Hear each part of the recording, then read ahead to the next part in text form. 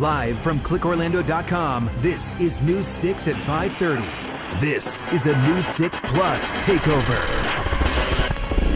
Here now is Solutionaries. Hey everybody, I'm Louis Bolden, and this is Solutionaries. Today we're going to have a conversation. In fact, this entire program hinges on a series of conversations. Conversations that include many people with different views, different ideas, and different solutions. These conversations will be at times uncomfortable, but they are entirely necessary. Here's what we're about to dive into. Coming up on this episode of Solutionaries, policing in the 21st century. He was arrested by Daytona Beach police. And he is the chief of the same department. You cannot teach common sense. Two paths that would not typically cross. They could stop it. But on Solutionaries, they find common ground. I agree with them 150%. And everything that goes wrong in society gets shoved down to the cops. The top cop in this police department thinks it's time not only for new strategies, because the system's broke and we're the last line of defense, but also a better way of policing. Our Solutionaries first look focuses on a young man born and raised in Florida, a musician who has now filed a lawsuit against the Daytona Beach Police Department. The lawsuit alleges he was wrongfully arrested and that officers used excessive force. Take a look.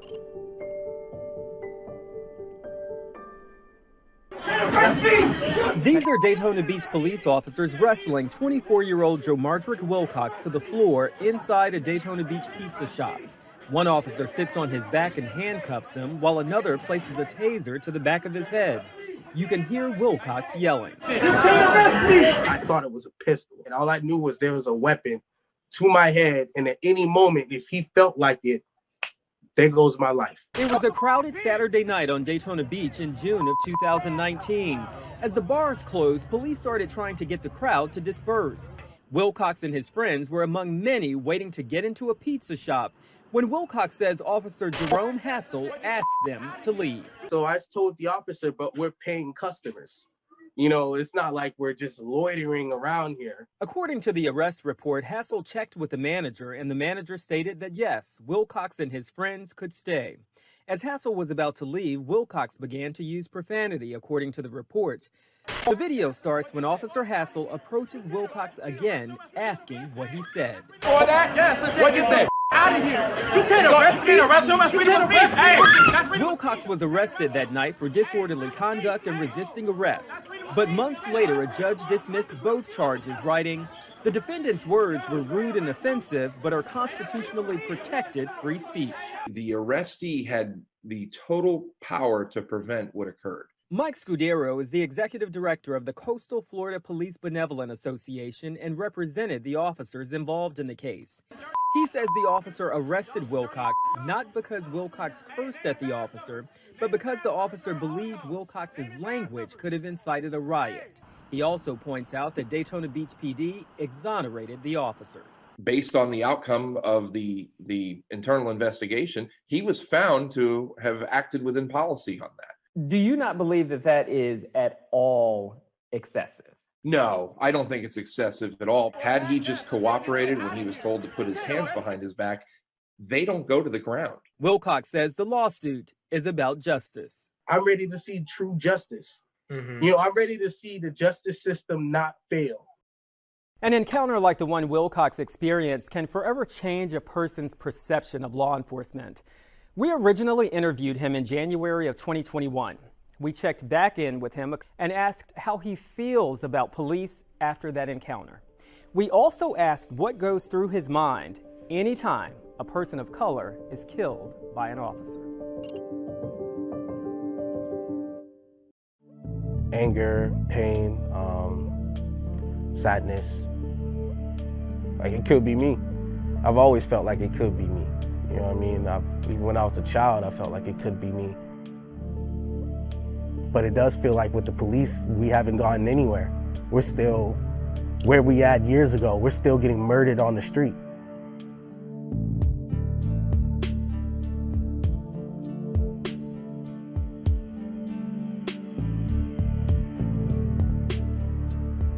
Is it possible that some of these interactions, they're not about race, but they're about power? Yes, I don't think a uniform just changes you. I think that whoever you were, you're just that kind of person. That uniform is just extra perks. So when you put that uniform on, you now have like a license to kill. You know what I'm saying? You now have all this kind of stuff that, you know, you probably already thought about doing because it's somewhere in there. That anger, that whole I'm better, it's in there. It's in there. It was in there for a long time.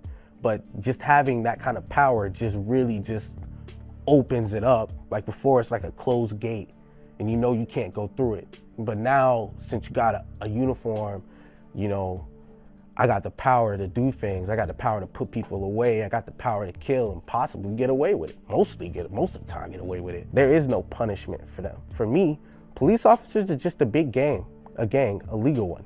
They're a legal gang, they watch out for each other, and they legally can do things that regular gangs can't do, which is why they get away with a lot of stuff. Like I said, at this point, it's that gang mentality.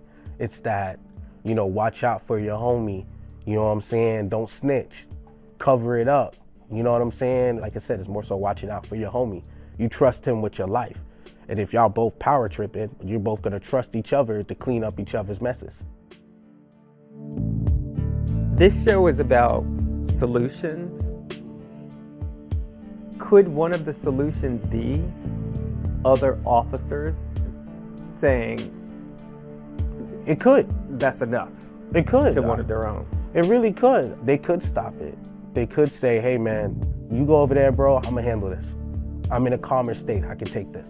You know what I'm saying? Yeah, that could save thousands of lives if they just did something like that. But you won't ever hear that. Wilcox has very strong feelings. On Solutionaries, we do our best not to operate in a vacuum. We look for input from our community and our audience. We assembled a panel to discuss some of the stories in this show. They had plenty to say, and they offered solutions. One of the highlights, the new chief of the Daytona Beach Police Department. He reacted to Wilcox's interview, and the two agree on something. So I'm just going to introduce our panel. We have Dr. Sidney Crudup, who is a pastor and program assistant with Orange County Public Schools.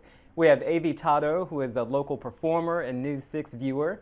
And we have Chief Jakari Young, who is the chief of the Daytona Beach Police Department. Chief, what do you think about Joe Mardrick's possible solution to where we are with policing in America? Joe Mardrick said, why don't officers police each other? I agree with that 150% because here's one thing that I've been saying for a long time. You know, whenever you see an incident occur, we focus back on the training. And we can train all day long, but there's a couple things, it doesn't matter how much we train. You cannot teach common sense and you cannot teach empathy. You cannot teach common sense and you cannot train someone to have empathy. So I agree with them 150%. When you see someone, an officer, getting a little bit aggressive, I expect my officers to step in, grab them by the back of the uniform, the gun belt, whatever the case may be, pull him back, step in, and do your best to de-escalate the situation. So I agree with them 150%. We should see it more. That's what I expect of my officers. Chief, thank you. AV, should officers police each other? Yes, I definitely agree with that. They don't know them, and they're like, no, I know what I'm doing. But if their peer that has the same training as them, has the same experience as them, that they trust, is telling them, you need to back off, I think it would be a lot more effective. I think it has to also be policing even at the academy level, where you have to check who, you know, I know that they have these psychological evaluations, those kinds of things, but I think there needs to be a little bit more policing in that area to see exactly who we're putting in this uniform and who we're putting a gun on. Again, we need to point out that Chief Young was not the chief when Wilcox was arrested, and the officer involved was not allowed to talk because of pending litigation. Coming up after the break, why are cops dealing with that? Because the system's broke. Meet the Florida sheriff who is rewriting the book on policing.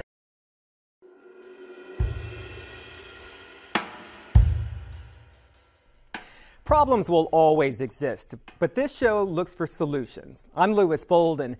Given the many shootings involving law enforcement, there have been calls nationwide to defund the police. But one Central Florida sheriff says that is not the answer to this issue. Instead, he's taking a different approach. Solutionaries correspondent Eric Sandoval takes a closer look at how one agency is doing things differently.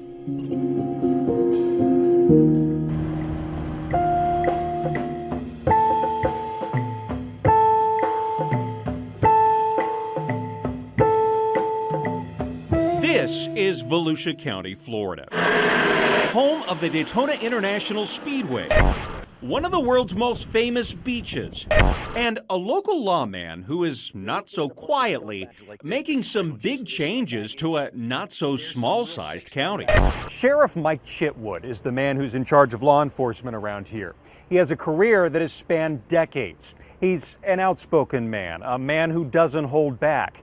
And as you're about to see, he's also a man who doesn't mince words. That we're allowing this man, he's not even a man, he's a scumbag. They're scumbags. Who is this guy? For lack of a better term, he's a thief and piece of. And it's not just lip service. Chitwood is also a man of action.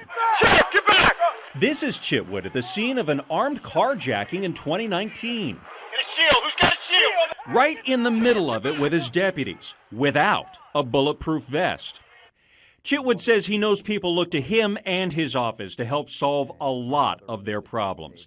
But he says the reality just isn't that simple. Everything that goes wrong in society gets shoved down to the cops. We get it. With mental health, drugs, homelessness, you think of it. People, why are cops dealing with that? Because the system's broke, and we're the last line of defense against something. So are you trying to fix the system? We're trying to turn that system on its head. We wanted to find out not only what Chitwood is doing, but why. Those changes began as soon as Chitwood took the oath of office in 2017. That I'm duly qualified to hold office. The first one, implementing new training for his deputies, starting with the basics of how deputies respond to calls. Deputy Wright, Volusia County Sheriff's Office. Right out of the gate, Chitwood started with de-escalation training. I just woke up like this, and then the room was like this, and I don't remember anything. I got somebody here to help you, and they want to take you somewhere where we can get you cleaned up. Where deputies learned how to end stressful encounters peacefully. Damn. Shot fired. The training was put to a big test in June. That's when deputies engaged in a standoff with a 12-year-old boy and a 14-year-old girl, armed with an AK-47 and a shotgun. You can hear shooting at the children was not what the deputy wanted to do. Don't make me do this. Don't do this. It wasn't until they say the girl came out of the house firing her gun that they were forced to fire back. What's your name, sweetie? Rip it. What's your name? And they immediately jumped in to help her. When we first embarked on this de-escalation training and time, distance, and cover, I got yelled at and screamed at, you're going to get deputies killed, somebody's going to die. What you see is injuries to deputies have dropped by 50%. Injuries to suspects have dropped by 50%. Crime has dropped by double digits. Take a look at the results he says he's had. Use of force incidents within the Volusia County Sheriff's Office dropped from 122 the year he took office to 87 the next year, and only 65 incidents in 2019. Will you come out and talk to me? Why not? Deputies got body cameras. Satchel repatch, Daytona. And they trained in how to deal with people who may be battling mental illness. My word as a man. All you put that knife down, and I'll get you a beer. Is there a playbook that you're playing from, or are you just taking good ideas as they come along? I'm not afraid to tell you this. As a Catholic schoolboy, I would be punished for it. I'm not afraid to plagiarize. If I see something good around the country, we're adopting it. If I see a policy or a training issue that somebody is handling or training philosophy, we're going to incorporate that. Why haven't more departments adopted the policies that you've implemented and been successful? Fear of change, and we've always done it this way, and this is the way it's going to be. And that is something I always hated. I hated it when I was a young cop, hearing somebody say, well, why are we doing this? This is kind of stupid. And have somebody say, shut up, kid. This is the way we've always done it. We've done it this way for 50 years. Do solemnly swear or affirm. And one of the big changes in how Chitwood wants deputies to interact with the community centers around implicit bias. Hey, buddy. That training took a turn in September of 2020. You're not in any trouble or anything? there is a burglary that happened. You kind of fit the description. Let me just make sure that you're not him, okay? Body camera footage captured the moment a Volusia County Sheriff's deputy stopped a man named Joseph Griffin while he was out jogging. Literally, they said white tank top, black shorts. Griffin started streaming the incident live on Facebook. Do you mind setting it down here? And the deputy then turned Griffin around and zip-tied his wrists. Just for now, I'm going to detain you. Look, you're not under arrest. I'm detaining you right now because you fit the description, okay? Just hang tight for me, okay, buddy? 17 minutes after being stopped, Griffin was cleared and allowed to leave with an apology. I just want to say thank you, because not everybody is that understanding and respectful. The way we stopped Mr. Griffin is the way we would stop a white guy, a black guy, Hispanic guy, or a purple guy. Chitwood eventually offered Griffin a job with the sheriff's office, which he turned down. Empathy, empathy, empathy. But he did accept a chance to speak with deputies during their implicit bias training about good communication, regardless of the person's skin color. Putting yourself in other people's shoes, whether you are the person being detained or you're the officer doing the detaining, just think as if it were you on the other side. What was your implicit bias training like? I think if someone's racist and they know they're racist, it's not going to help. But for like the normal person who goes around every day, the normal cop who's like, I have no biases, I'm not racist, I'm equal to everyone, it kind of can be an eye-opener to say, hey, maybe you do have some biases. Was it an eye-opener for you? It was, yeah, because you grow up thinking little beat-down Honda is either an addict or a drug dealer or something like that. And more oftentimes than not, it's a college kid that couldn't afford a nicer car. But it's like those little things that are in the back of your head that you grew up seeing on either TV, in the media, on Facebook, like this kind of car equals drug dealer, this kind of car equals this, and it makes you think, like, no, that's not how it is. So do you find yourself checking yourself as you approach a scene? Yeah, I do. Because you'll walk up to a house that could be in a rundown neighborhood and you'll think, again, maybe it's the drug area, and you walk up and it's this little grandma who has just lived there for 50 years and the bad neighborhood grew around her. Chitwood says all of this training is just the beginning. Are we perfect? Hell no. But I think we're all striving for perfection, not mediocrity. And let's check in with our Zoom panel to get their thoughts on the piece we just saw. What did you think about the person being detained in that piece and how that all played out? I thought it was handled well, considering on both ends, and I think the man who was detained was made a good point when he was talking later. He's like, you also have to put yourself in the shoes of the police officer and say, listen, like, I was given this as a description, you fit it. They were both respectful, they were honest, and they had their cameras on so you could see everything that went down. And I think the cameras help a lot because they hold you accountable. But I also wanted to chime in. All right, Chief, please tell us your thoughts on that. When I look at that piece, it's frustrating for me. I'm going to tell you why it's frustrating for me. It's frustrating because underneath my uniform right now, I have on a white t-shirt. Underneath my uniform pants, I have on black shorts. And newsflash, if you haven't noticed, I'm a black male, right? So when I take my uniform off, if I decide to go for a job and I fit the description, guess what? I fit the description. Sometimes it's frustrating to fit the description. Right.